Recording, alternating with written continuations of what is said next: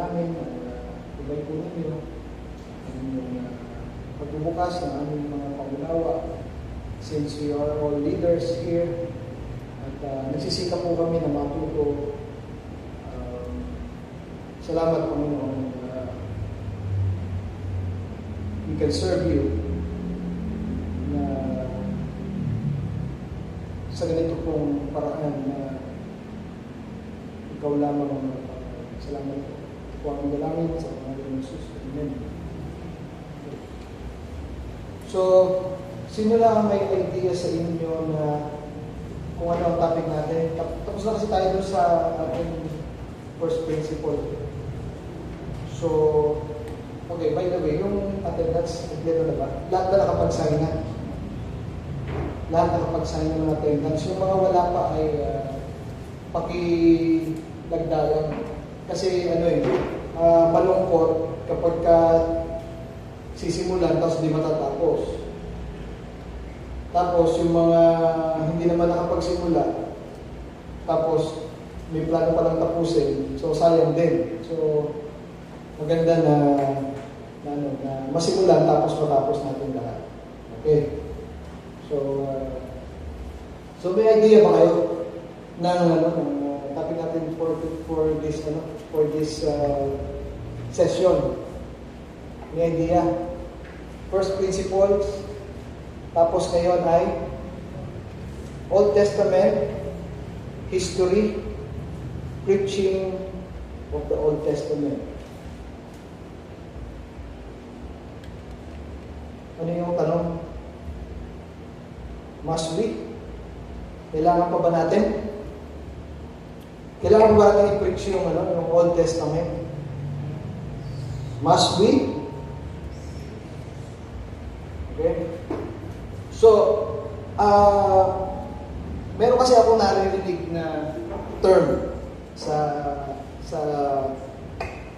CPT, yung salitang preaching diet. Yung preaching diet, kailangan daw balanse yung preaching, yung mga topics, yung mga pinipreach sa church.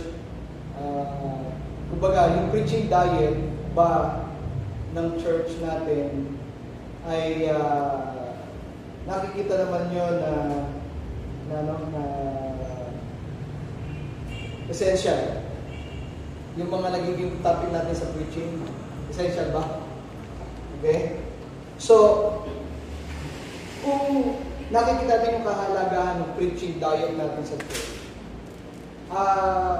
masasabi ba nyo na healthy yung preaching kapag New Testament lang yung pag-uusapan natin o yung pagbibigyan natin ng pansin? Okay. Meron bang consequence yung magiging bunga nito o yung magiging consequence kapag ang pinag-uusapan lang natin na preaching ay yung New Testament? Huwag tayong babasa ng Old Testament, New Testament lang. May consequence ba? Meron bang bunga ito na New Testament lang tayo? Without knowing it, merong epekto yun. So, ang trabaho ko at ang trabaho ng mga nagturo sa amin ng Old Testament ay kumbinsihin kaming lahat, at sana makumbinsi ko rin kayong lahat, na dapat nating ituro at pag-usapan ng Old Testament at huwag iwasan.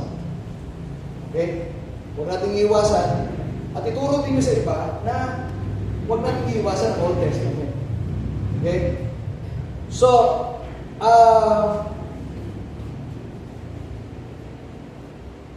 kung gano'n, kailangan ba natin i-preach ang Old Testament? Yes, di ba? Pwede ba natin na sabihin na, Pastor, irrelevant yung Old Testament kasi para sa mga Israelita lang yun?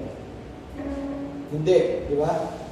So, ito ay, ano ba yung pakialam natin sa kultura nila? Ano ba yung pakialam natin doon sa kanilang mga ginagawang mga nakagawian na sistema sa Israel noong araw? Ano ba ang pakialam natin doon? Kung tutusin, wala naman talaga. Kasi hindi naman tayo mga Israelita. Pero, hindi option yung isipin natin na Old Testament o New Testament lang ang pag-uusapan natin. Actually, imperative yun. Ibig sabihin, inuutos talaga ng Panginoon na hindi pwedeng New Testament lang, kundi maski ang Old Testament ay kailangan natin sa ating preaching diet, sa ating pag-preach. Okay. Natatandaan nyo nung tayo nag-series ng Habakkuk. Nakita ba nyo yung epekto ng Habakkuk sa preaching diet natin sa church? Ha? Old Testament yun. Wala tayong pinalaman doon directly. Pero, sabi nga ng 2 Timothy, all scriptures. All scriptures. Ibig sabihin, pag sabing all scriptures, both Old Testament and New Testament, okay, is breathed by God. At makakatulong yun sa ating pagkukorek, sa ating pagmamansure as a Christian. So, siguro gagawin natin yun. Gagawin natin series ang siguro by pagkatapos nitong ilang series natin ng mga pagtuturo sa preaching. Babalik ulit tayo sa Old Testament na series ulit. Siguro sa other time.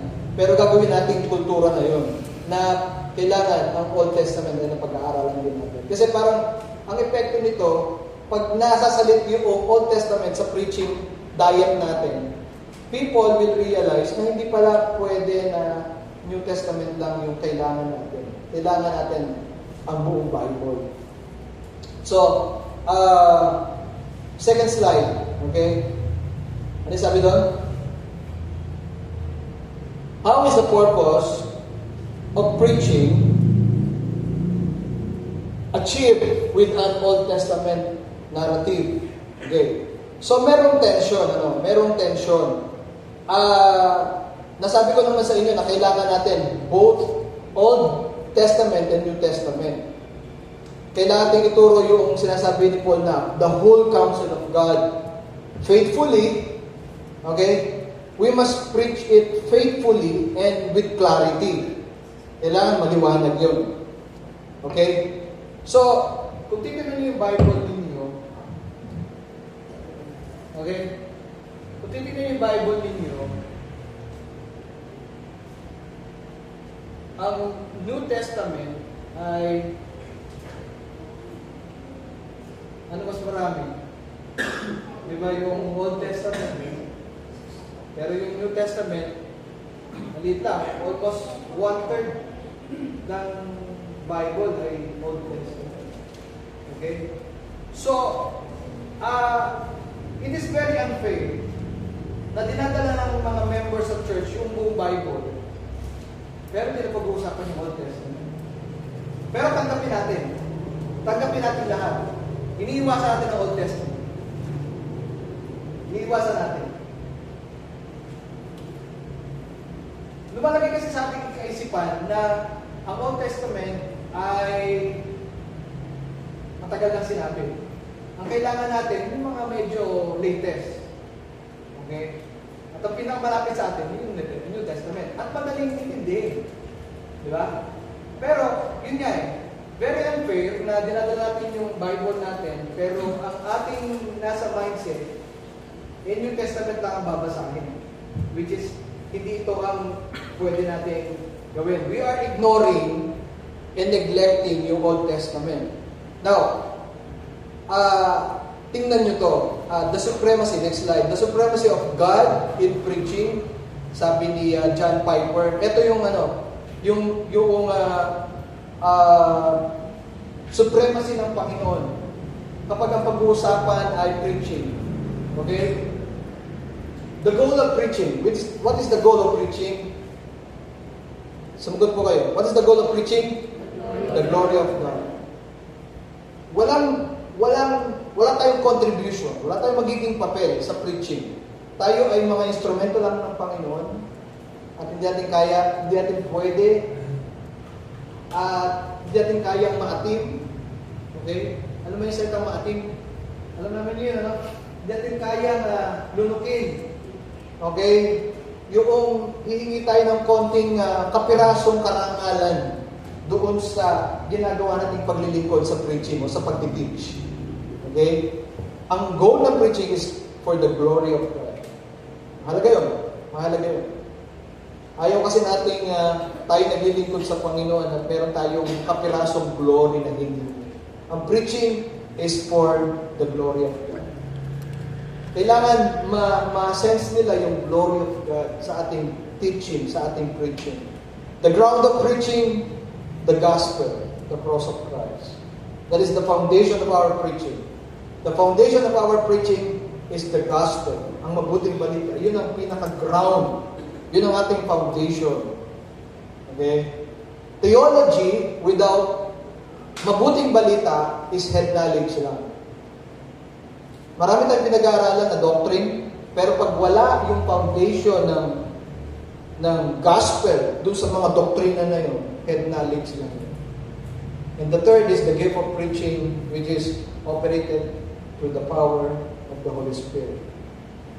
Kung ang purpose ng preaching, what is the purpose of preaching? If the goal of preaching is for the glory of God, ang tanong ko sa inyo ngayon, what is the purpose of preaching? What is the purpose of preaching? Mahalaga to. Bakit? Ano ba ang purpose ng preaching? Di ba?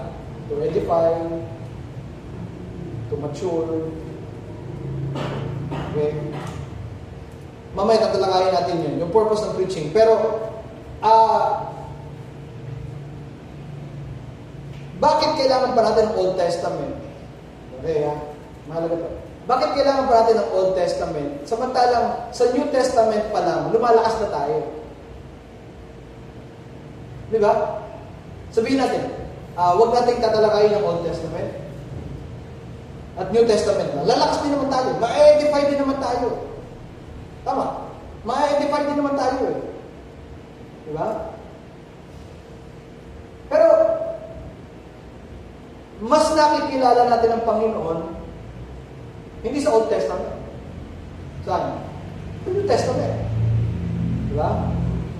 So, kung gano'n ang case, if that will be the case, huwag natin pag-aralan ng Old Testament. Kasi lumalakas din naman tayo kahit New Testament lang. Kasi mas nakikilala daw natin si Kristo kapag New Testament lang. O tanong ko sa inyo, kung nakikilala natin ang Panginoon sa Old Testament,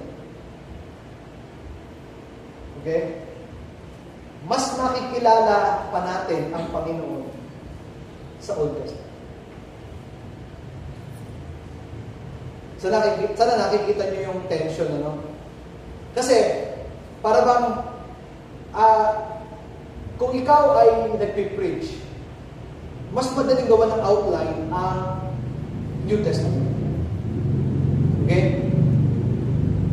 Tingnan niyo yung key questions pag-aaral tayo ng Old Testament.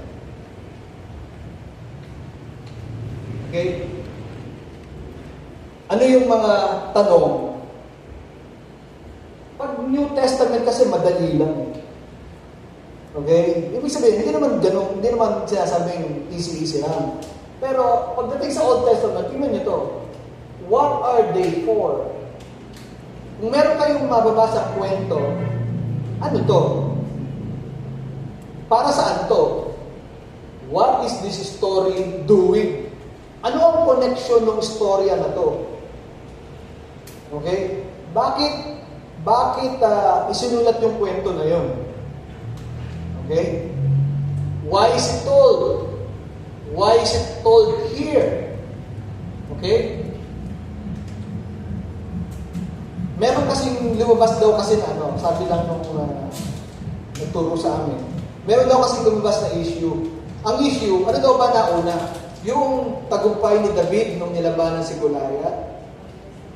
O yung pag-anoint kay David as a king? Meron kasing nagsasabi, mas dapat daw ang nauna yung pagkapanalo ni David kay Goliath. Kasi daw, yun daw ay proof na siya ay isang warrior. Okay? Pero sa Bible, ang inuna, yung anointing ni David, kahit bata pa. Okay? Pero kumbaga, parang bakit nauna to na isinulat bago yun? At maraming kwentong gano'n, ano? Okay? Why is it told in this way? Tingnan nyo yan. Bakit isinulat ito ng ganito lang kaikli? Napansin ba nyo, merong kwento sa Bible, sa Old Testament, na maikli lang yung sinabi. At meron namang kwento sa Bible na pagkahaba-haba. Bakit maikli yung kwento kay Isaac at mas mahaba kay Joseph? Pansin ba nyo yun? Diba? Bakit merong minor prophets na in-explain naman ng ating mga elders? Bakit merong major prophets? Diba? Bakit maikli yun? At ito pinahaba. Okay? So yun yung mga tanong na umiikot pag pinag-aaral ng Old Testament. In other words, sinasabi ko na sa inyo ngayon pa lang na hindi madali ang pag-aaral sa Old Testament. Pero kailangan. At ang trabaho ko nga sa inyo, makumbisi tayong lahat na ang Old Testament ay dapat hindi iwasan. Okay? Tingnan niyo yung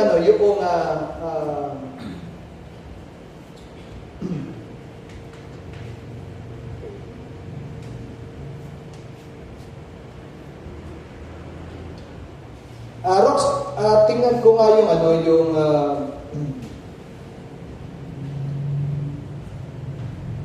Second Samuel.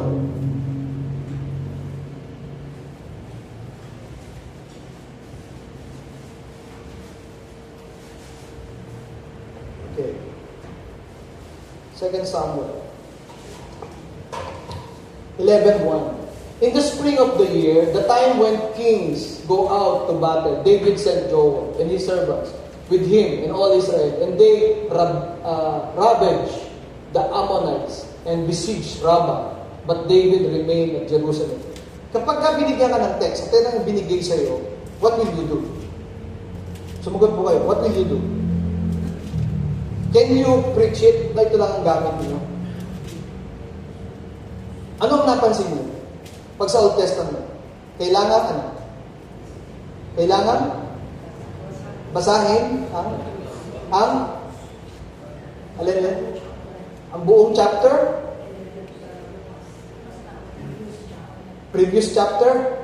Okay? Ibig sabihin, pag ito lang binasa nyo, hindi nyo makukuha yung mensahe agad. Diba? Kailangan tapusin mo yung buong kwento. Okay? Okay. Tingnan niyo naman yung Colossians 2. Next slide. Colossians 2:6-7. Sample lang muna to. Therefore, as you receive Jesus Christ, the Lord, so walk in Him, rooted and built up in Him, and established in the faith, just as you were taught, abounding in thanksgiving. May mensahe ba kagad? Yes. Ano mas madali? Old Testament, New Testament? Di ba? May mensahe ka kagad dyan eh. Kahit hindi mo basahin yung buong chapter, although, hindi naman tama yun, kasi kailangan natin ng context. Pero kung babasahin mo ng ito lang, unlike nung kay David, mas maintindihan natin ito. Di ba? Tama ba? Tita Lodi, nakuha po niyo. Okay ba? Di ba? Di ba? Mas madali ito. Ngayon, sabi nito, basta lang, kumbaga, ma-sense natin na hindi talaga ganun kadali ang Old Testament. Tingnan po niyo yung comparison. Next slide. Tingnan niyo yung comparison. Yung Old Testament, indirect yung message. Ibig sabihin, hindi kagad siya makikita agad yung mensahe. Pero yung New Testament, makikita kagad yung mensahe. Sa Old Testament, kailangan mo magbasa 1 to 3 chapters or more bago nyo makita yung mensahe, bago nyo makita yung cut o completing units of thoughts. Pero sa New Testament, kailangan mo lang 1 to 3 verses to see its message. Very straightforward in New Testament. Okay? Ano pa? Need to understand the story thoroughly. before making theological conclusion or principles. Old Testament. Kailangan maintindihan mo muna thoroughly yung kwento bago ka makapag-conclude ng theology o ng doctrine. Okay? Napakahaba nung gagawin mong pag-aaral. Pero dito sa New Testament, you can directly see or identify its theological significance. Lots of prescribing. Dito sa New Testament, lots of prescribing. Si Paul, ginagamit lagi yun. Yung athlete, farmer, everything. Si Jesus, ganun din. Diba? Marami siya ginagawa illustrations. Okay, Balexi? Okay? Sige. Now, balik tayo dun sa 2 Samuel 11:27 naman. Tingnan niyo yun. Di ba kanina, 2 Samuel 11, verse 1. Ito ngayon yung katapusan ng istorya. And when the morning was over, David sent and brought her to his house. Nung una, pinadala sino yun? Sino pinadala? Ha? Si Joab, pinadala doon sa may, sige, punta ka. Pero, nung time na yon, si David naiwan. Doon niya nakita si Bathsheba, naliligo, natukso. Ano ginawa? Pinapatay yung si Joab, dahil asawa ni Joab si Bathsheba. Si Urias, asawa ni Bathsheba. Tingnan ko lang. Katulong lang si Joab. Okay, anyway. So, ano nangyari? Pagkatapusin mo yung istorya, sa verse 27, ano nangyari? And when the morning was over, David sent and brought her to his house. Sino yung her? Bathsheba. Sabi nito, and she became his wife and bore him a son, but the thing that David had done displeased the Lord. Meron pa kayo na buong theological principle yung sa kwento na yan.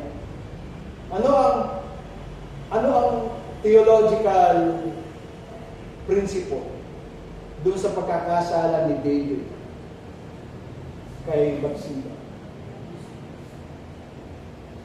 Sabi dito, but the thing that David had done displeased the Lord. Ano ang theological? Ha? Sumagot po kayo. Ano ang theology doon? Ano ang spiritual significance ng kwento? Ha? Sumagot po kayo. Ano ang theology doon? Ano ang doctrine doon?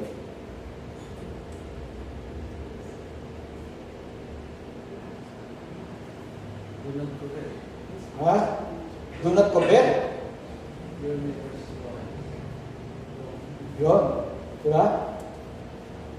Hindi ito naging pleasing sa Panginoon. Ayaw ng Panginoon nang ikaw ay kumukuha ng hindi sa'yo. Okay? Kumbaga, kung babasahin mo yung 2 Samuel 11 verse 1, wala kang makikitang mensahe. Kaya ang point lang, kailangan tapusin mo yung istorya para makita mo yung theological significance ng kwento. Yun lang. Okay? Okay. Isa pa doon, yung murder is wrong. Diba? Murder is wrong. May istorya, tapos merong theological principle, okay? Pero hindi siya nakikita directly. Hindi siya kamukha ng New Testament.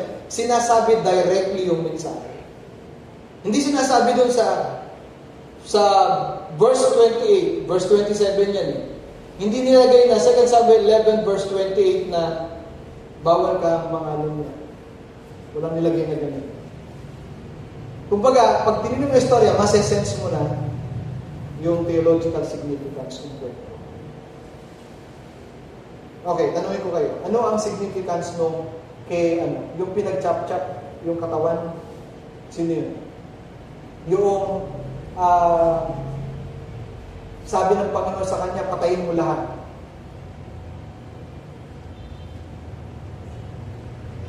Patayin mo lahat. Pero ang ginawa nung hari na to, o nung tao na to, hindi niya pinatay lahat. Tinira niya yung hari.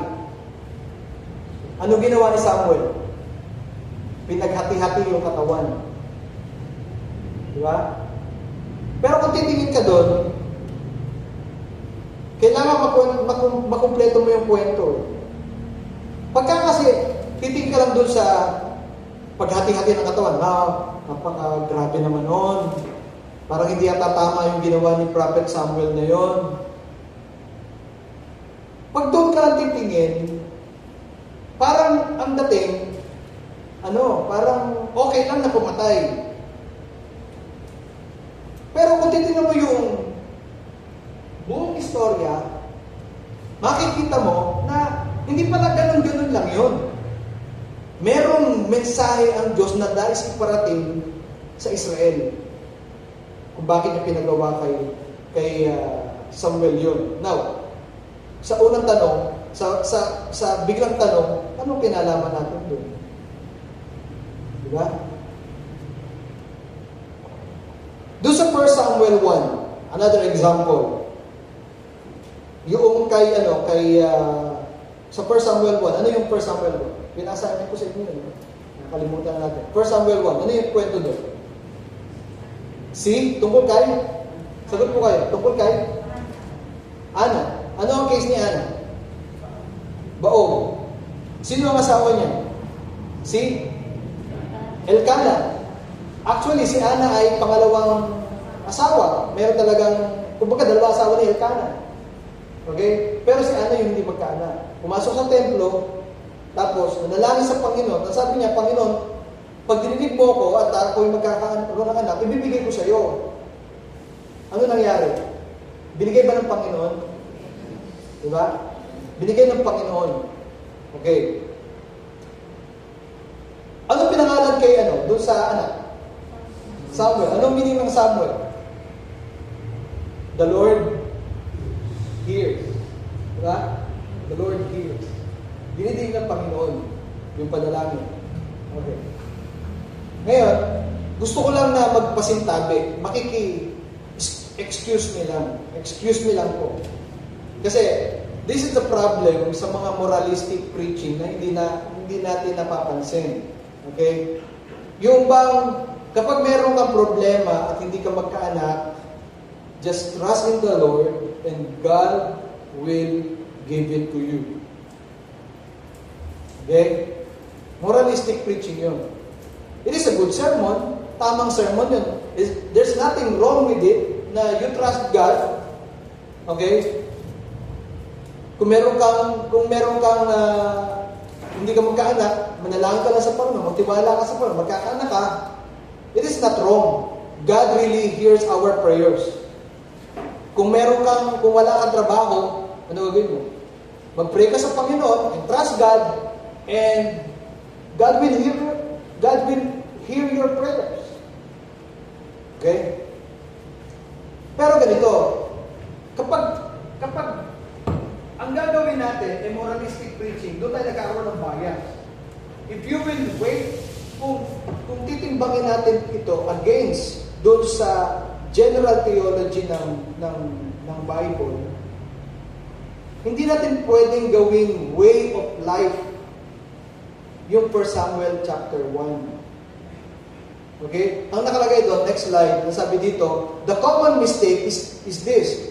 Yung character merely as example on how to live.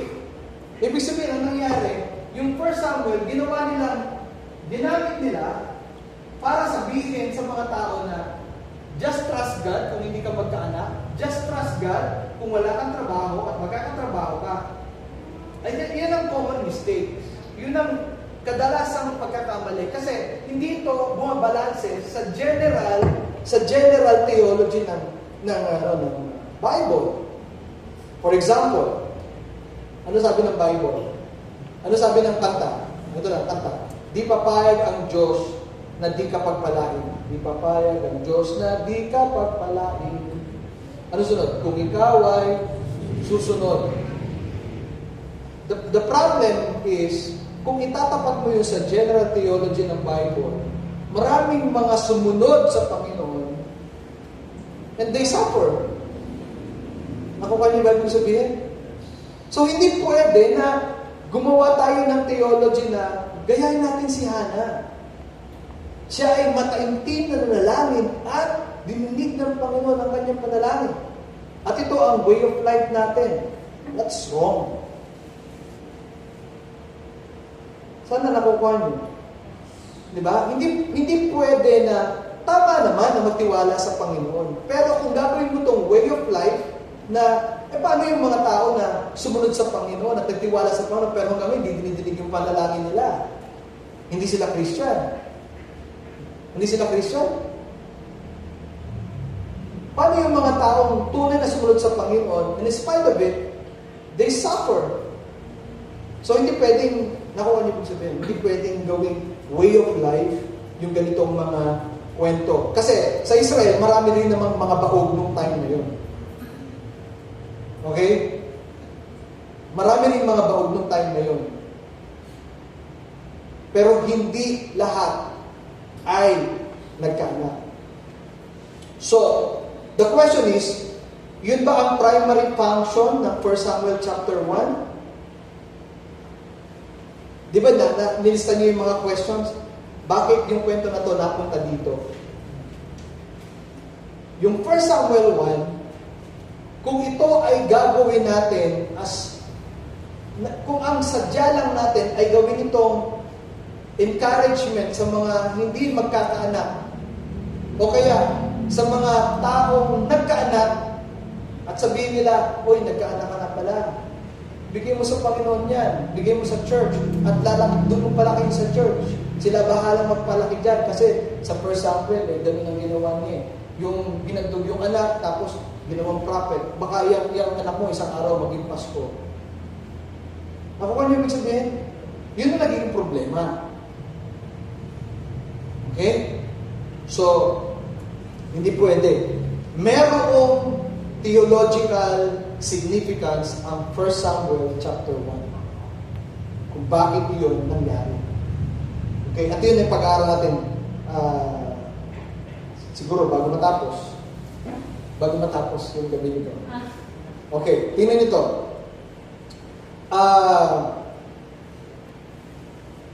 Kapag kayo ay meron, halimbawa, Mother's Day, Father's Day, sumagot kayo, may sumagot ka. Sumagot ka na.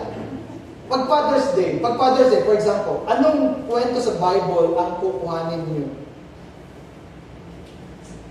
Pag Father's Day. Anong kwento? Abraham, ano ba? Right? Albugang anak. Sa Old Testament. Anong kwento pag merong event? Father's Day, Joshua, bakit? Ask for me, man. Okay. Ano pa? Pag Mother's Day. Ha?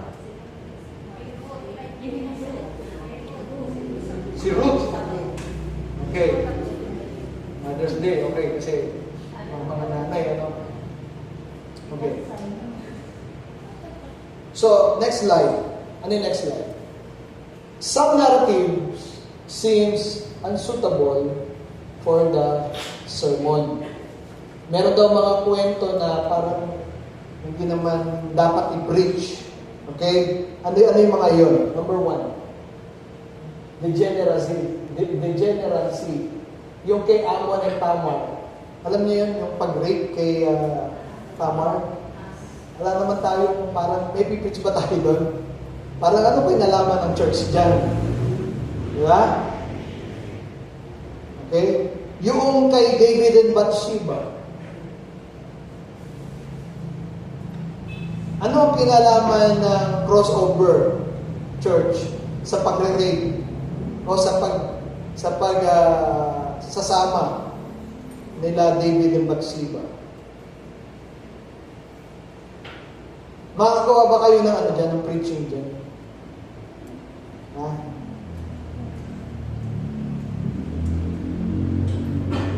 Okay? Kasi kung sa unang tingin, meron tayong church life, meron tayong preaching diet. Kung ipipreach ko yung kay Amnon at kay Tamar, parang, Dan, meron ko ba nakikita ko dyan? Ano ba outline mo dyan? Kay Amnon at Tamar. Diba? Anong kinalaman niyan sa ating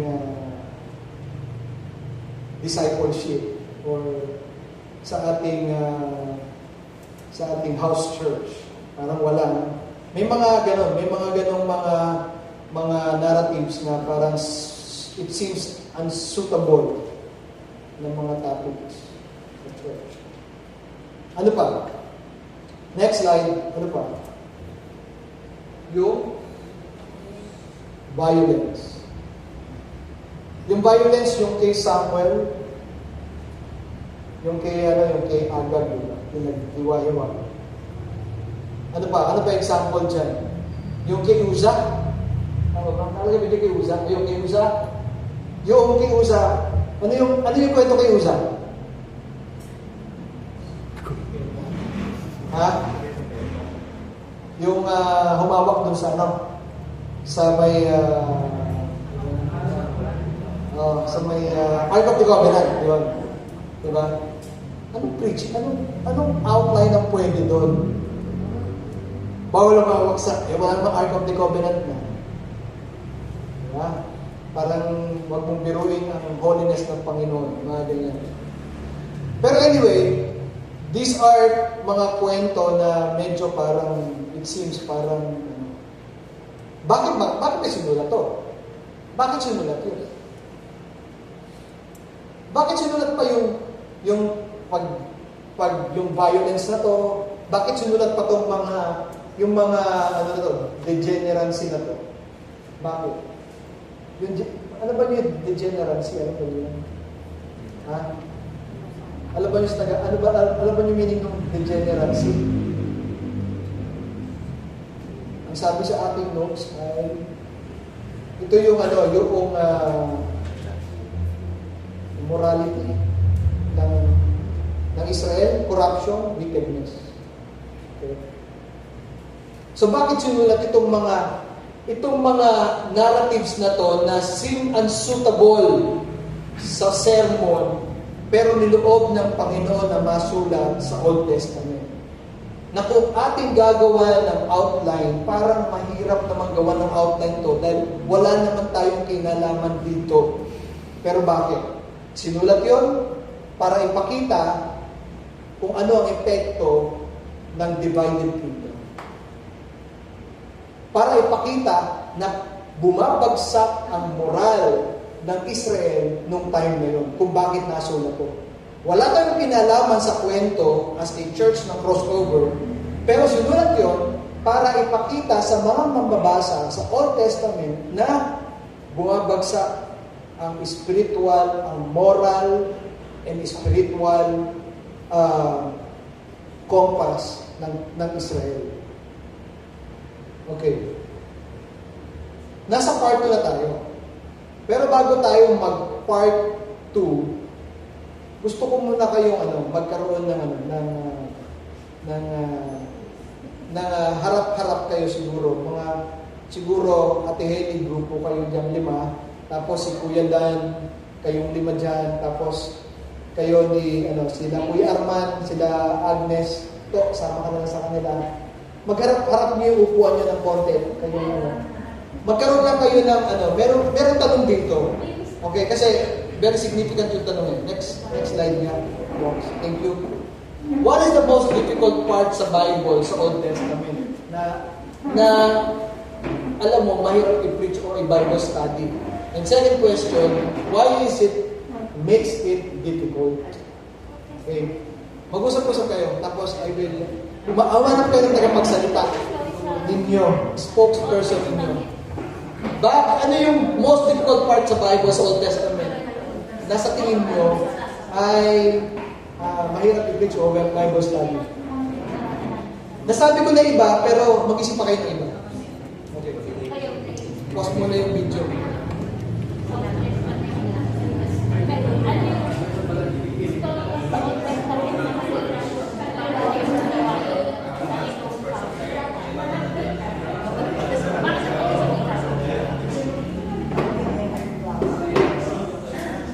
Five minutes lang, 5 minutes.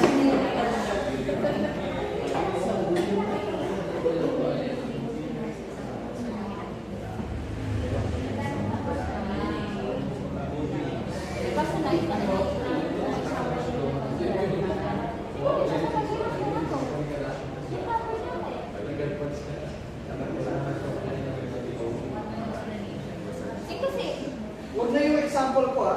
Nabigay ko na example na yun. Ano ba? Pakisa ko.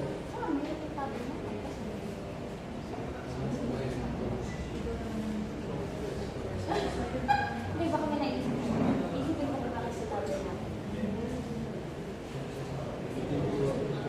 Ano ba?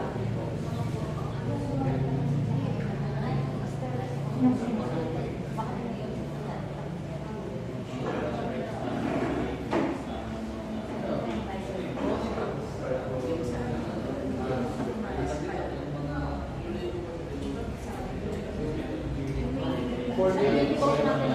4 minutes.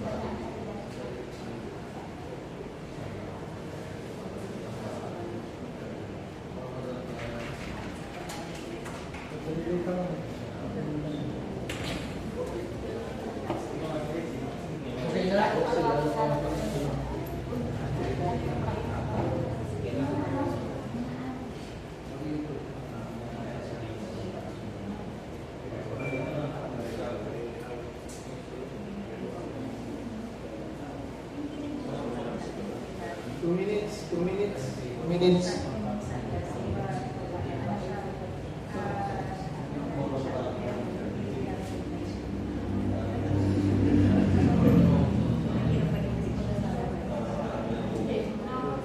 Sige, sama ka nun. Bigay ka nun. Si Ate Neri ko mag-i-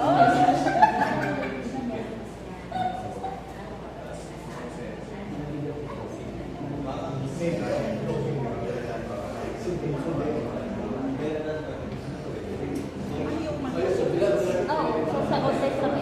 Yung para sa inyo, alay mo nila sa inyo. Para sa akin, ano? Kasi, ang nasipusok mo lang po. Ano? Home. Oh? Bakit press niya si home? Kaya lang. Kasi, magpalang po kasama. Eh, pero kumbaga, understandable. May kasi sa iba doon. Last 1 minute. Na, pati yun, okay.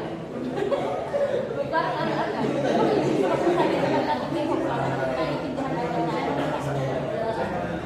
Mahirap lang yung proseso, pero ang sabit nun, perseverance sa proseso. Sige, kaysa wala tayong support. Baka pagpasa na tayo ng thesis.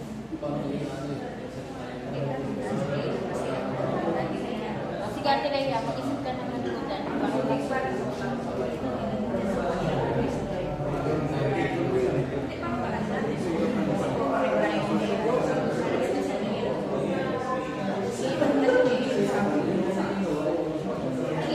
pero dito, kung bakit para sa'yo, mahirap siya. Okay na. Back to the, arrange ulit yung chair.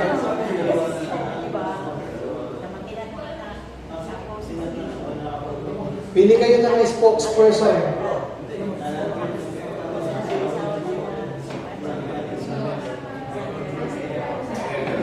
Okay na, okay na.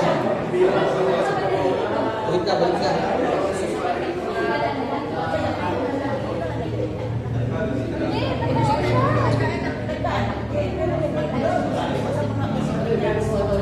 Para nagkakasakot pag ayaw mapigil.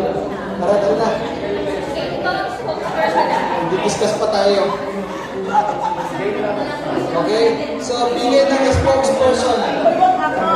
Representative.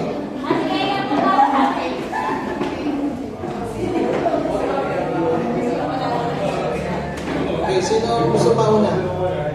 Pili kayo ng representative nyo. Sino? Aklat ng Makabeyo kami. What is the most difficult part sa Bible na mahirap i-preach? At bakit? Sige. Sino atin sa inyo?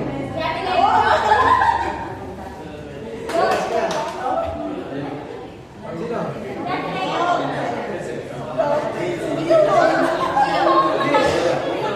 Kulang tayo sa oras.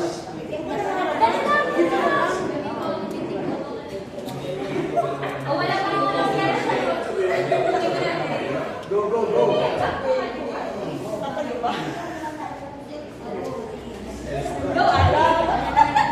Magbawa na sa yes. Sige, kanya na lang. Ang dami pinagpunan, mas parang hindi okay lang man. Alam ko, parang po sa akin si Hope. Hindi para sa inyo. Sabi ko sa amin, Para sa inyo. kasi tapat man siyang nag-ikot sa Panginoon. At yung nagkakasin ng anak. At yung katawan niya nagkasugat. Dahil pinutusan na siya ng mga asawa niya, sumpain mo ng Panginoon sa kabila niya sa iyo. Tapat pa rin siya. Halos yung mga ari-arian niya, kaya mga niya nawala. Yung mga anak niya namatay. Ibinalik man ng Panginoon yung kayamanan niya bandang huli, pa, mas madami pa siya mga nawala ng una. Ando pa rin yung sakit nagkaroon na po siya ng anak sa mga bandang huli ulit. Ando pa rin po yung sakit kasi namatayan pa rin siya ng anak mo sa una. Ando pa rin po yung sakit. Sa akin lang. Mahirap sa inyo. Kasi,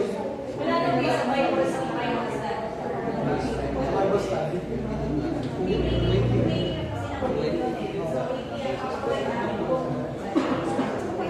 Hindi. Nagkasundo ba kayo na si Goh ang pinaka-mahirap? Hindi kayo nagkasundo.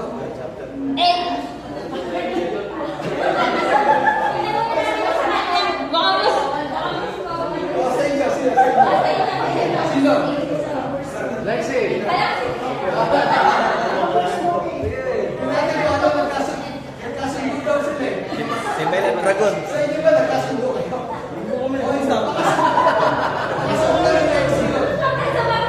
Lexi, dali. Huwag yung para sa inyo lang. Dapat yung lang magkasundo. Sa inyo.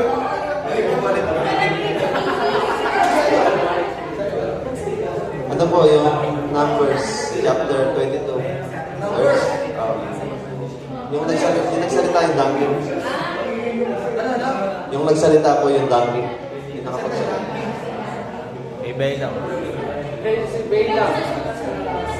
Si Balaam, yung inutusan siya ng Lord at sa encounter niya doon sa along the way, nagsalita yung donkey sa kanya. So, mayroon siyang i-preach dahil hindi mo alam kung paano mo ba papatunayan na nagsalita yung donkey. Actually, dalawa yung sa amin. So, ibig sabihin, kasi kung yung donkey lang yung magiging issue, pero yung pagbuhan ng kwento, meron yun eh. Oh, the devotion. Meron yun eh. Meron feeling yun eh. Ano? Hindi controversial lang. Yung keho, pagka titignan mo lang yung mga sugat, yung mga gano'n, yung parang gano'n. May mensahe naman actually yun eh. Ang tinatanong ko, ano yung mga part sa Bible na mahirap i-preach? Pero sige, salamat sa pagkatry. Salamat sa inyong Pasa mo to, pasa mo. Yung cooperation.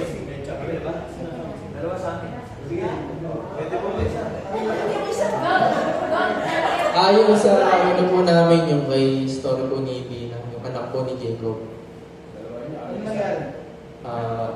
Niray po siya nung isang Donkey. Charot. ni Sequem po. Si Bina po, niray po ni Sequem, tapos in-urge po ni Sequem si Jacob na mapangasawan po niya si Bina. Kasi po, nung una, naakit na ni Sequem si Bina nung nirep po niya. So, ibig sabihin, yung Story. pagkakari. Iba ang ibig sabihin, yung pagkakari. Mahirap ituro ang way sa church. Mahirap ituro. Kaya isa-isang ano lang kasi yun story sa Bible na nabanggit yung isang babaeng anak ni Jacob, si Dina. Beside the 12. Tama ba? Tapos ganun pa yung story. Pero yung sa inyo naman, Nung buong biblical context, kasi mahirap siya, di ba? kung yun lang ang concept, titignan mo. Pero pag Pero wag kang buwan, syempre, ano yun eh. Madali natin makukuha yung mensahe doon. Sa ako, madali makukuha yung mensahe doon.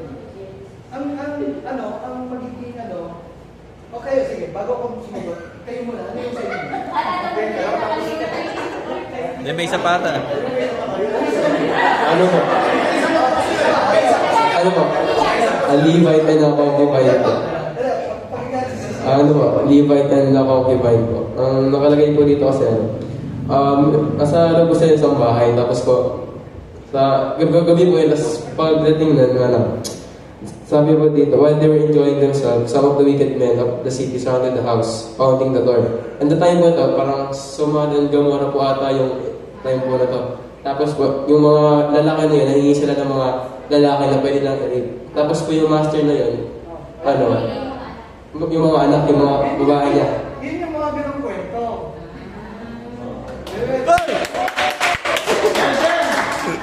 Elder!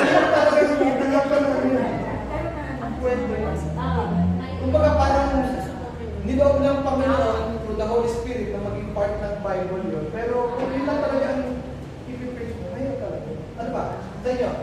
Salamat. Amen. Lima po sa amin, lima. Assignment namin. Hindi, ano na pagkasundan nyo? Walang problema kung mali. Numbers po, numbers. Kasi yung mga bilang-bilang, yung mga leafing, mga sukat, natatanap po sa amin sa devotion. Sinabi ko yan!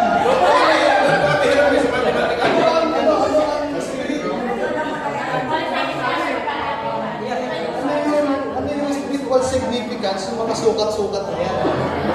Bakit kanina yun?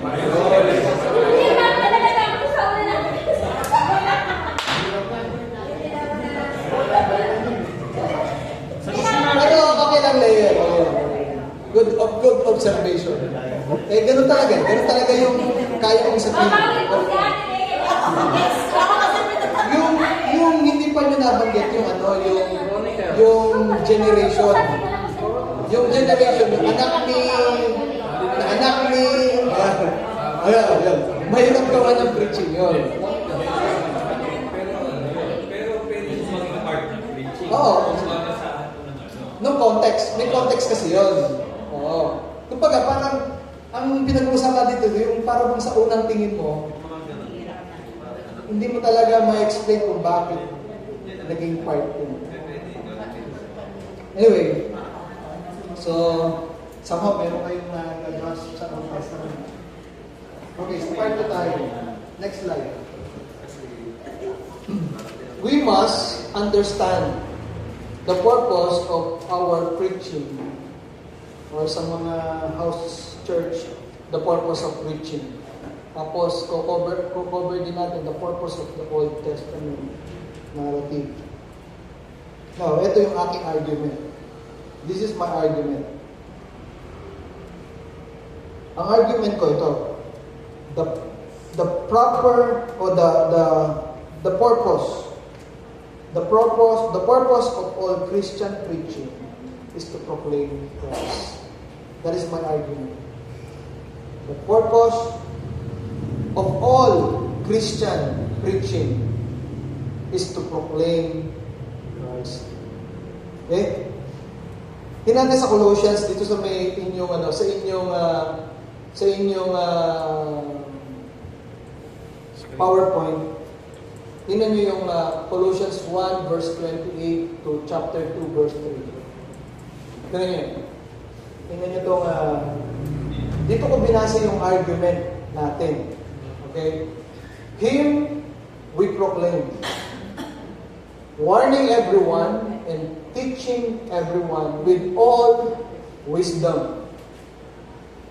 Okay? Him we proclaim, warning everyone, teaching everyone with all wisdom, that we may present everyone mature in Christ.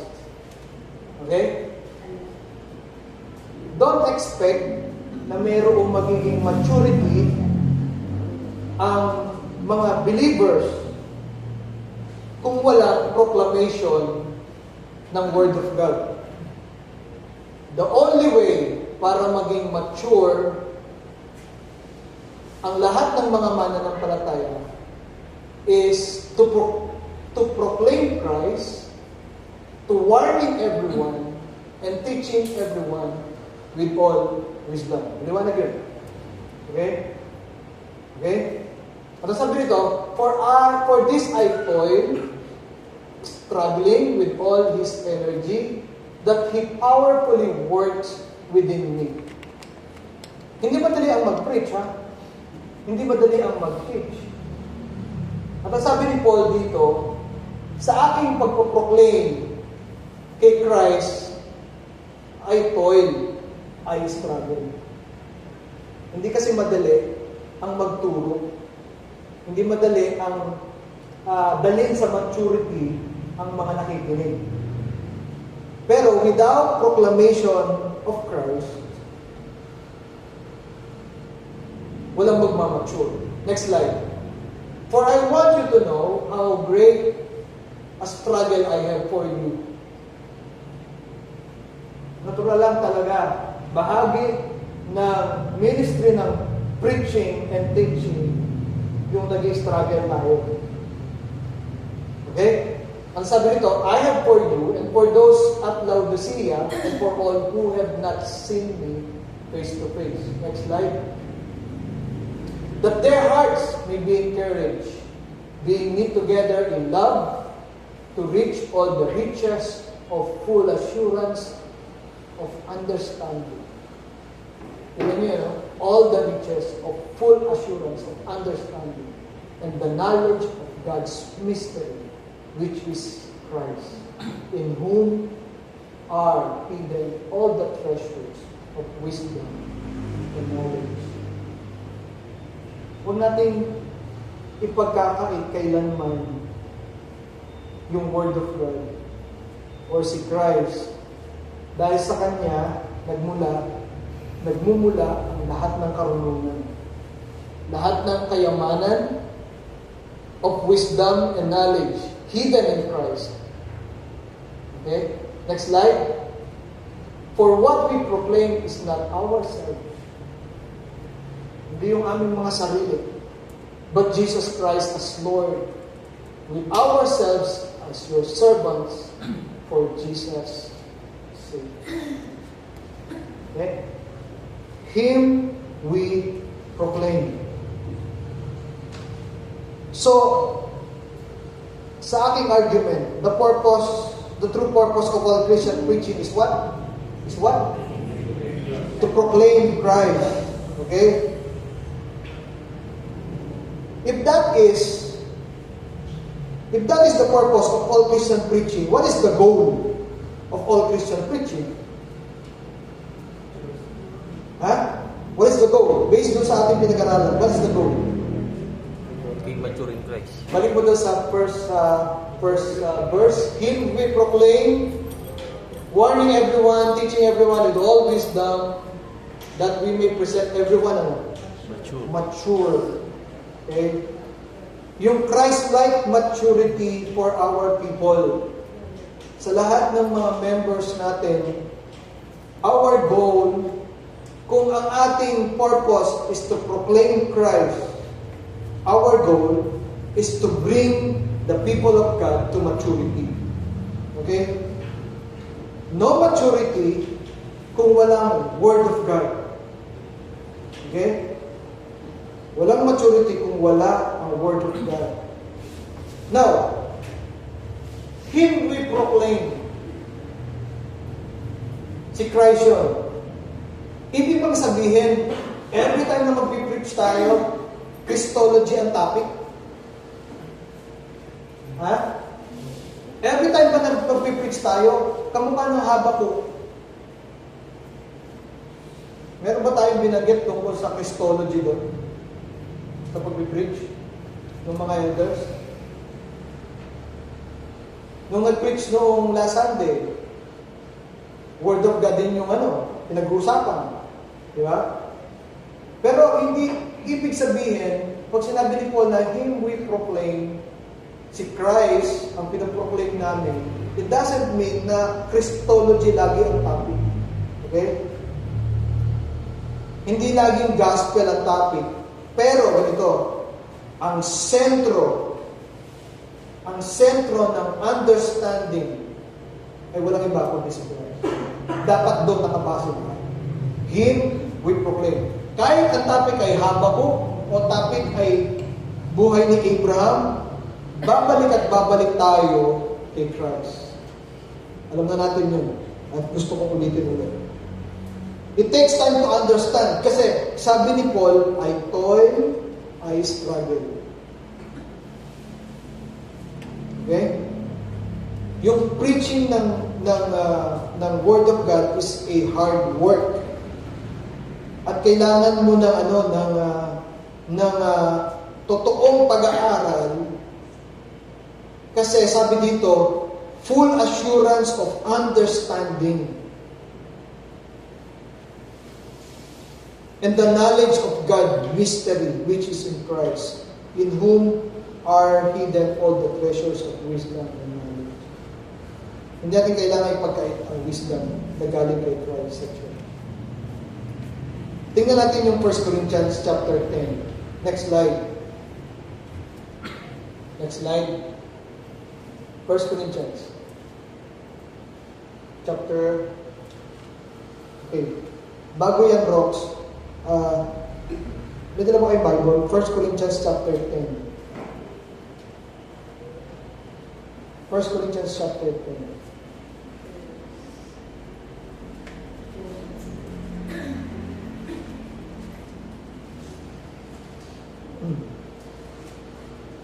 Verse 9 hanggang 13. 1 Corinthians chapter 10 verse 9 hanggang 13. We must not put the Lord to the test, as some of them did, and they were killed by snakes. We must not complain, as some of them did, and they were destroyed by the angel of death. All these things, all these things happened to them as example for others, and they were written down as a warning for us, for we live at a time when the end is about to come. Whoever thinks that he is standing firm, he had better be careful that he does not fall. Every test, hanggang verse 13. Every test that you have experienced is the kind that normally comes to people. But God keeps His promise, and He will not allow you to be tested beyond your power to remain firm. And at the time you are put to the test, He will give you the strength to endure, so provide you with a way out. Ano ba mapansin nyo doon sa binasa natin sa 1 Corinthians chapter 10? Ano ang ginamit ni Paul na illustration to warn the Corinthian church. Ano ginamit niya illustration? Israelites. Old Testament. Di ba? At yung nakalagay sa Old Testament is a warning para masabihan yung mga present time na pag dumating yung mga ganitong mga pagsubok, matatag pa rin kayo. Okay? That's maturity. The goal is the same. The goal, tingin po kayo, the goal ng Old Testament is the same sa New Testament. Maturity pa rin. Ginamit yung kwento para ipakita sa mga Corinthian na kahit na may dumating na pagsubok sa inyo, bibigyan kayo ng Panginoon ng lakas. And that's maturity. Pagiging matatag yun. Ginamit lang yung Old Testament story. But ginamit yun. Kasi yung Old Testament story can be used para ma-warning out at ma-strengthen yung mga believers sa Corinthians. So, tingnan nyo, ang goal ng Old Testament para mag-mature, huwag natin silang gayahin, sabi sa Corinthians, pero ginamit yung Old Testament story. Okay. Naintindihan ba na? So, maturity pa rin. Yun ang goal. Kaya huwag tayo mawawala. Every time na mag-preach tayo, every time na mag-teach tayo, forget yourself. Ang nasa isip natin, kailangan yung nakikinig, yung mga tao nakikinig, kailangan mag-mature sila, lumakas sila, mapagtibay natin sila sa biyaya at sa lipan ng Panginoon. Him we proclaim. Him we proclaim. Para mag-mature lahat. Okay? Next slide. Tingnan niyo yung sinabi ni Paul. Okay na, Roms, thank you.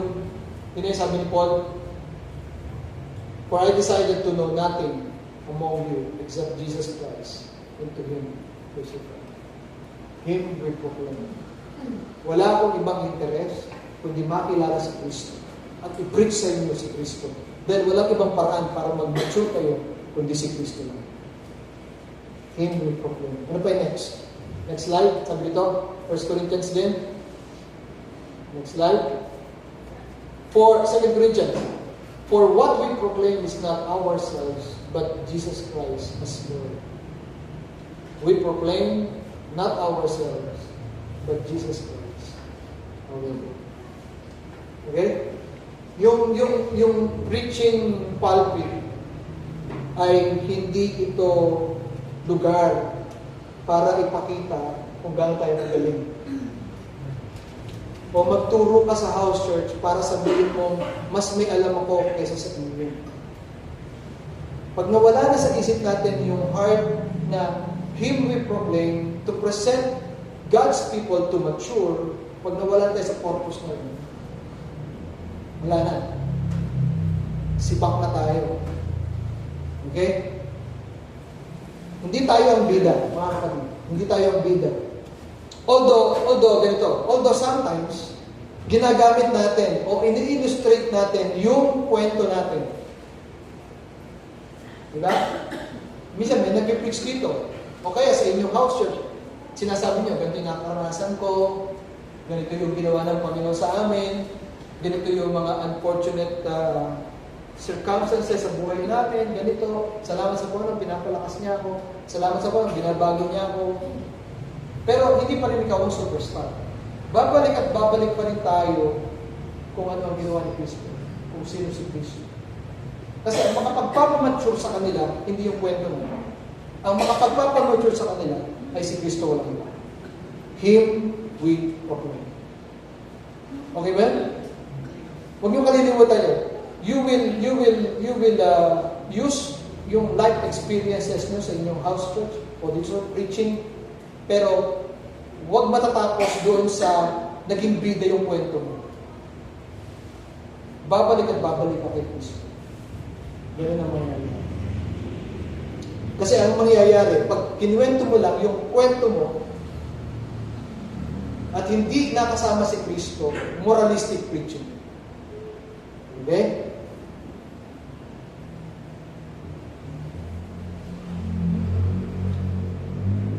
Ano ang primary reason why we preach?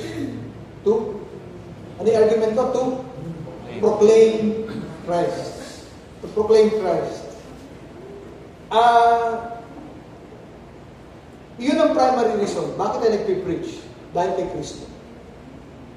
Dahil kay Kristo. Bakit tayo nagpipreach? Dahil hindi sinabi ni Paul. Sinabi ni Paul. Sinabi ni Paul, Him we proclaim. Tama? Him we proclaim. Bakit mo proclaim si Christ? Kasi sinabi ni Paul, tama naman yun. Gayahin natin si Paul.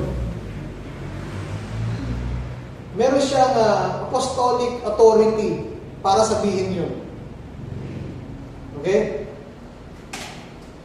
Pero ang purpose, ang primary purpose, kung bakit natin ipipreach si Christ is because of Christ Himself. Hindi dahil sinabi ni Paul. Maliwanag yun, ha? Hindi dahil sinabi ni Paul. Because Christ Himself. Ganito.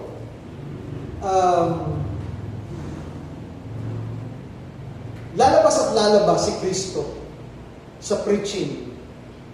Lalabas at lalabas si Kristo sa istorya kapag lumalalim ang pagkakakilala mo kay Kristo. Yun ang sinabi sa amin sa Bible School, sa CPT, at sinasabi ko rin sa inyo.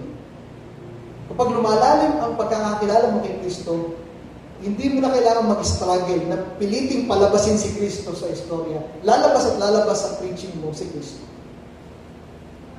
Okay ba? Kasi, alam mo, yung wisdom mo, kaya ka magkakaroon ng wisdom dahil kay Christ. Which is, all the riches and the wisdom is hidden in Christ. Praise God. Meron kasing mga pastors na, ang paniniwala nila, hindi naman kailangan dapat na, si Kristo laging nababanggit. Hindi daw dapat ganon. Okay? Kamukha nung pinag-usapan ninyo kanina sa groupings, yung mga kwento na yan, kay Job, doon sa donkey, doon sa Ray, at doon sa mga numbers, at sa mga genealogy, hindi naman nababanggit. Kailangan mo mabanggit si Kristo doon. Diba? At sabi ng mga preachers, huwag natin lagi babanggit si Christ kasi may mga particular na kwento na hindi naman talaga dapat nang banggitin si Christ. Okay? Pero ang tanong ganito. Ito ang tanong. Wala sa PowerPoint nyo, pero tingnan nyo yung tanong. Can I preach Christian sermon without mentioning Christ? Can I preach a Christian sermon without mentioning Christ? Tingnan nyo yan.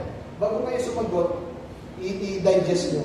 Kaya ko bang mag-preach ng Christian na sermon, na preaching, nang hindi ko babanggitin si Christ? Possible ba yun? Isipin nyo. Pwede ba ako mag-preach ng Christian sermon at hindi ko babanggitin si Christ? Pwede naman eh. Pwede naman. Kaya lang, hindi Christian sermon yun. Okay, kaya nga Christian eh. Mayroong salitang root word na Christ. Okay? Pwede, nung tayo wala pa sa reform, pwede tayo mag-preach ng wala naman si Christ. Okay, pero ngayon natin nalalaman na hindi Christian preaching kapag hindi nababanggit si Christ. Okay. Hindi pwede tawagin Christian sermon. Mahirap naman yung parang predictable. Yung, alam ko na. Yung preaching na yan, mamaya si Christ nagpapanggitin yan. Diba? May ganun eh. Yan na. Ano na, si Christ na yan. Diba? Di ba, gano'n? Pero sabi ni Goldsworthy, ay wala nang libro ko. Pero tingnan niyo, Preaching Christ in all Scripture. Okay?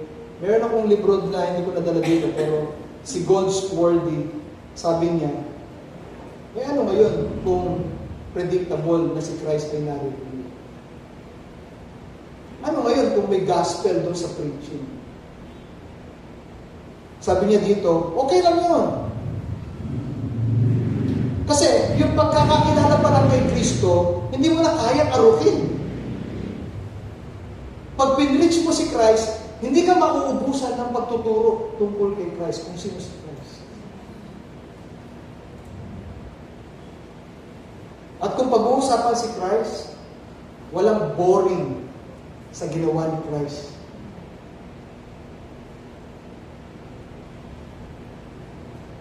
Bakit pinipilit natin i-preach ang isang sermon nang wala si Christ? Meron bang ibang paraan para makilala natin ang Diyos nang hindi babanggitin si Christ? Wala. Para makilala mo si Christ, o para makilala mo si God sa Old Testament, tumingin ka kay Christ. Tingnan niyo po yung sabi dito sa next slide. Next slide. Walks. Hindi. Yung Hebrews 1 verse 3. He is the radiance, si Jesus Christ, He is the radiance of the glory of God. Ito ang gusto kong ito yung magandang word. And the exact imprint of His nature. And He upholds the universe by the word of His power. Kung gusto mong makilala si God ng Old Testament, hindi pwedeng hindi ka dumaan kay Christ. Him we proclaim. Okay ba mga kapatid? Magkakasundo ba tayo dyan? Yung pinag-aaral natin, pang-masteral to, ha? Hindi ito tinuro sa amin sa Bible School sa 4 years na, no? Hindi. Ang tinuro sa amin, homiletics, magturo ng yung 3 points, tapos conclusion. Yun tinuro sa amin. Pero yung ganitong, yung ganitong approach, walang tinuro ganito. Anyway, Him we proclaim. Kapag gusto nating pag-usapan ang marriage, hindi pwedeng hindi duman kay Christ. Pag ang pag-uusapan tungkol sa pera, pag-uusapan tungkol sa problema sa relasyon, problema sa greediness and purpose in life, lahat ng subject dadaan kay Christ. Yun yung sabi ni Paul. All riches, all wisdom is hidden in Christ. Para maging matagumpay sa marriage, hindi pwedeng hindi dumaan kay Christ. Next slide. Why we must preach Christ? Ano sagot doon? Why we must preach Christ in every sermon? Ang sagot doon, bakit hindi? Why not? Yun nga kailangan natin. Okay. Next slide. If our purpose is to preach Christ, and then why we preach from the Old Testament? So, tanong ko sa inyo kanina, pwede naman tayo ma-edify kahit wala yung Old Testament. Diba? Nararamdaman nyo yan? Pwede naman na wala tayong mag-Old Testament at magmamature din naman tayo kung New Testament lang ang gagamitin natin. Pero hindi kumpleto. Okay, kailangan natin ng Old Testament. Why? Because Jesus validates His claim using the Old Testament. Para mag-validate niya yung kanyang tinuturo o yung kanyang sinasabi, gagamit siya ng Old Testament. Tingnan niyo yung Matthew 26. Tingnan niyo yung Bible niyo. Matthew 26.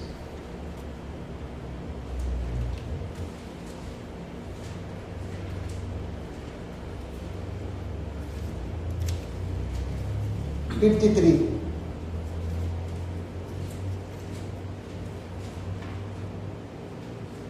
Matthew 26, 53 to 56. Don't you know that I could call on my Father for help, and at once He would send me more than 12 armies of angels?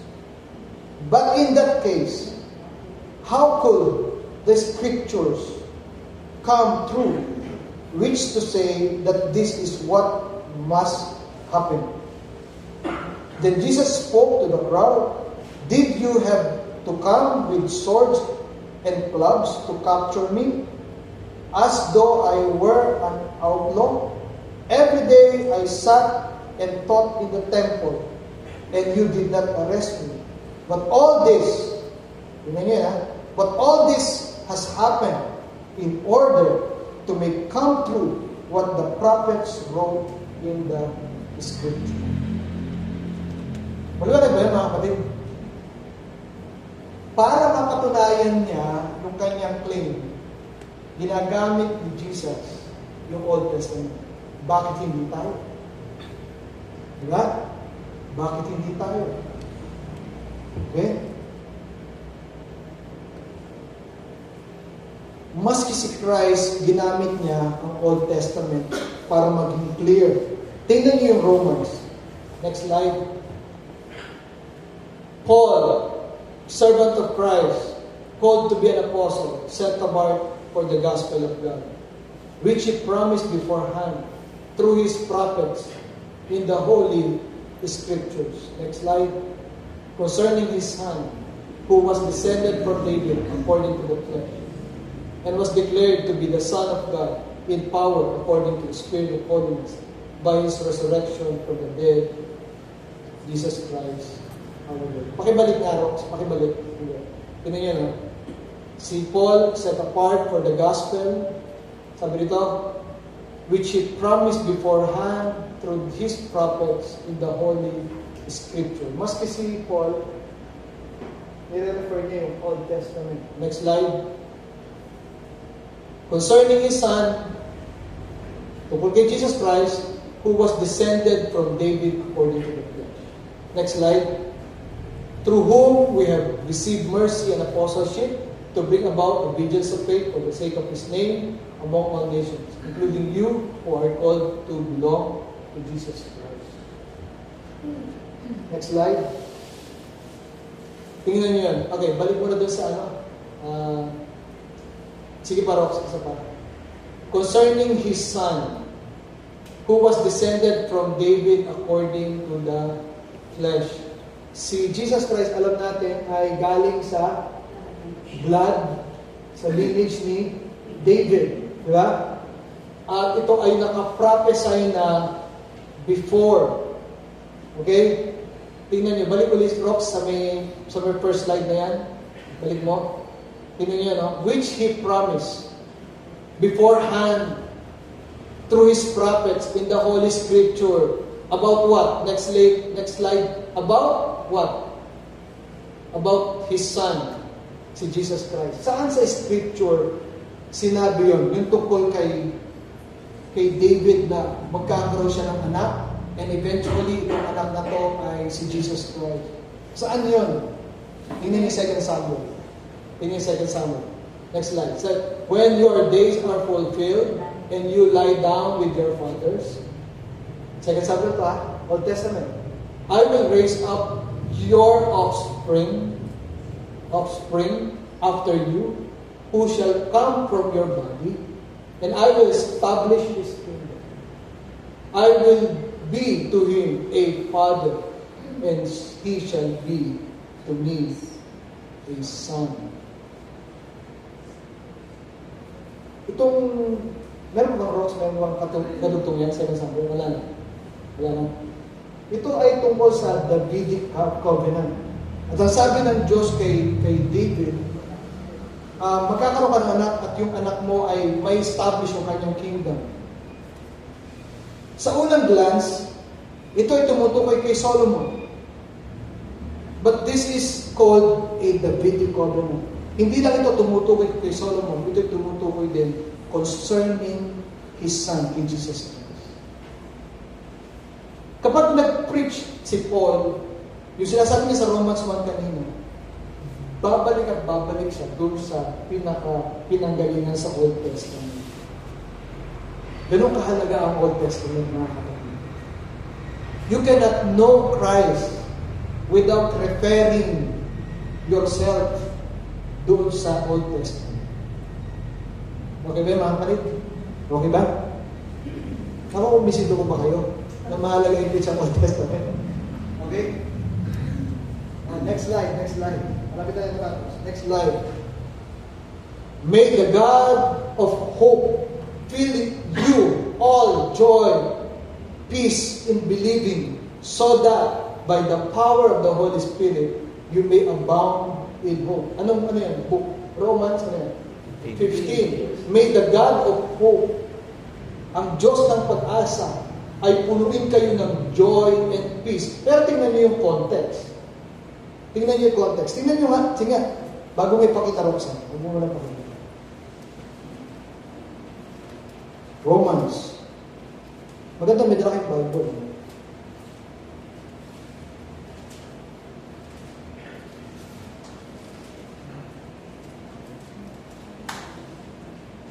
Romans 15, verse 13.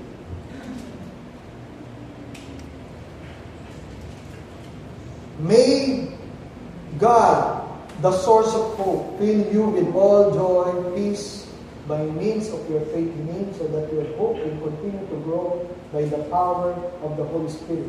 Pero tingnan niyo yung context. How will you read the context? Tingnan niyo verse 12. Okay, pwede ba tumingin sandali dito? Ang encouragement ni Paul, si Paul, o Romans, ang encouragement ni Paul sa kanyang preaching, kailangan mapuno kayo ng pag-asa. Okay? Yung Diyos ng pag-asa pala, ay mapuno kayo ng joy, peace, and the power of the Holy Spirit. Maliwala? Pero tingnan nyo, on how He used yung Old Testament. Verse 12. Again, Isaiah says, a descendant of Jesse will appear, he will come to rule the Gentiles. And they will put their hope in him. Or verse 11. And again, praise the Lord, all Gentiles, praise Him, all people. Verse 10. Again, it says, rejoice, Gentiles, with God's people.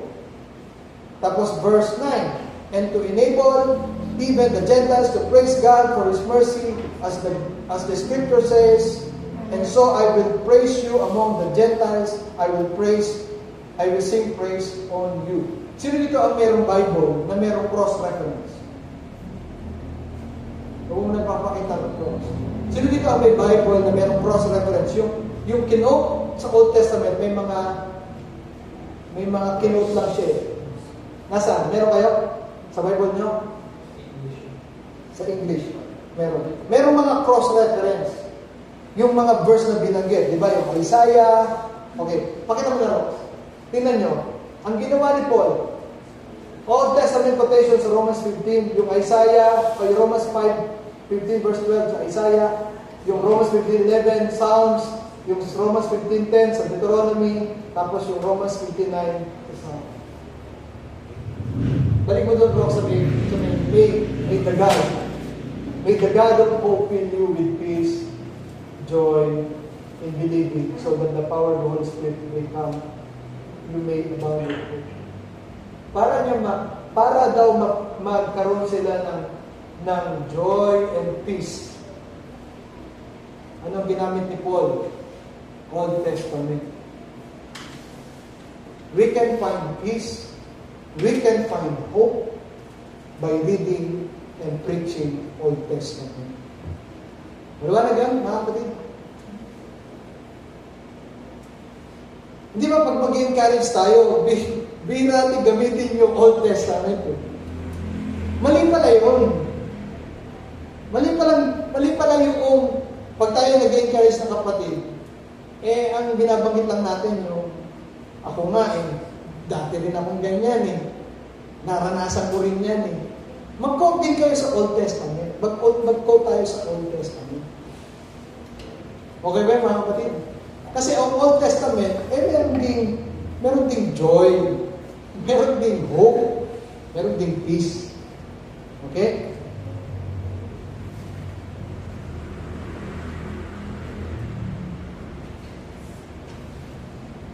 Okay? Next slide. Yan ba? Okay. Again, Romans 15:4, for whatever was written in former days was written for our instruction. Para tayo magkaroon ng peace, magkaroon tayo ng power for the Holy Spirit. Gamitin natin were written in former days was written for our instructions, for through endurance and through the encouragement of the Scripture, we might have hope. Next slide. The New Testament takes us to the Old Testament to show us who Christ is. Yung ganun. Sana huwag nyo itong pababawi. Palalimin natin ito sa ating heart. Yung the New Testament takes us to the Old Testament to show us who is Christ.